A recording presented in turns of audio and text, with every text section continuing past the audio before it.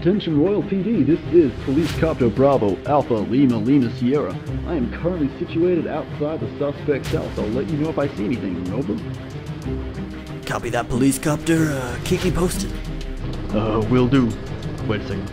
The suspect is seen leaving the house right now. If I were you, I would converge on his location right now. Right, copy that. Jenkins, where you at? I don't know.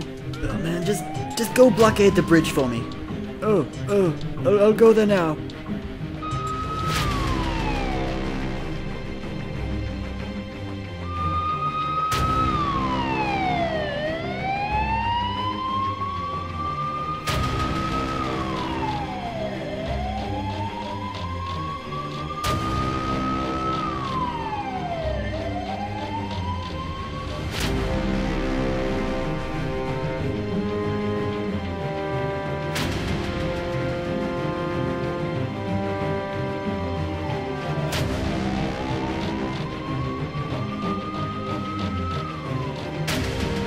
Got nowhere to run, buddy.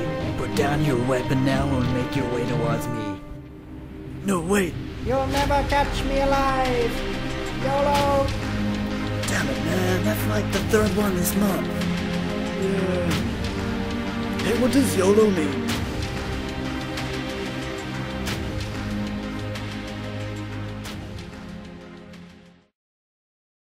Welcome, viewer, to Tonics, A Life in Despair. Throughout this documentary series, we will take a glimpse into the lives of those who have become addicted to the psychoactive substance known only as Tonics. We will also meet the family members of those who have fallen victim to its detrimental effects. Tonight, we will explore the illustrious history, which began back in ancient Egypt, and hear what the leaders of today have to say about it. Over 3,500 years ago, the ancient Egyptians referred to the substance not as tonics, but as the majestic blood of the lobster god, Halabalamanquenua, roughly translated in the local tongue as Holler Baller Shot Caller, or just Jim.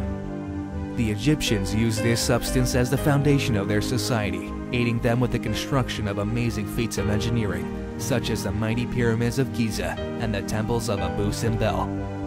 The tonics were used by all members of Egyptian society, from the family pets to the pharaohs themselves. But for the next millennium or so, following the reign of the Egyptian Empire, tonics seemed to completely vanish from the history books. Tonic use seemed to resurface, however, between the 8th and 11th century AD, in what is now known as modern-day Netherlands. Attractive male Vikings, known collectively as Sven, used to take the substance before raiding nearby villages. They found that the effects of these tonics put them in a floating-like state, unlike the fish they were so used to eating. Needless to say, the Netherlands really hasn't changed that much. Skipping forward to the modern day, however, the substance is now illegal in most countries in the world, except for Australia, whose manly populace seems to have built up an immunity to the detrimental effects. However, the use of tonics is still widespread. In our travels, we found a mother whose son happened to unfortunately succumb to tonics and ultimately fall victim to them. Unfortunately, due to legal proceedings, we are forbidden to use his real name and will thus refer to him as Tiffany. Hello, my name is Olga. I am 53 years and this is my house. I live with my 5 sons Ben, Dave, Oscar, Pim and Julian.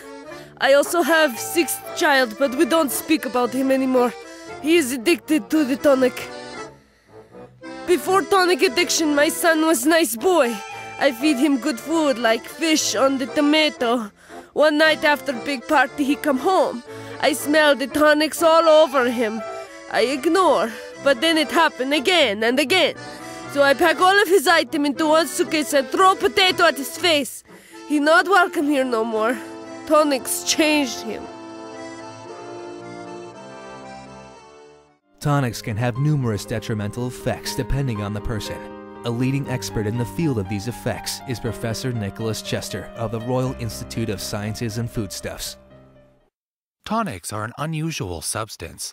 They are actually, for the most part, fine crystalline-like microscopic balls with a consistency being described as very similar to pre-digested rice.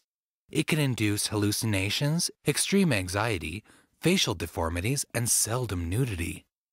In fact, the royal government commissioned a short PSA from our particular department warning against these effects. The following clip can show you exactly how purchasing of tonics turns out. Hello there, miner. Would you like to buy some illicit substances? They are very cheap and potentially fatal. Yes, hello there, strange man lurking in an alleyway. I would like to buy some illicit substances from you. Yeah.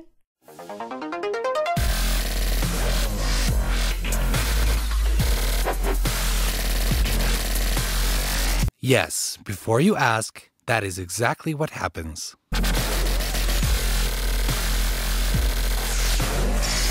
Tiffany, however, has now been missing for several weeks. His mother, who tried to maintain contact with him after she kicked him out, does not understand why any higher powers seem rather inactive about the issue.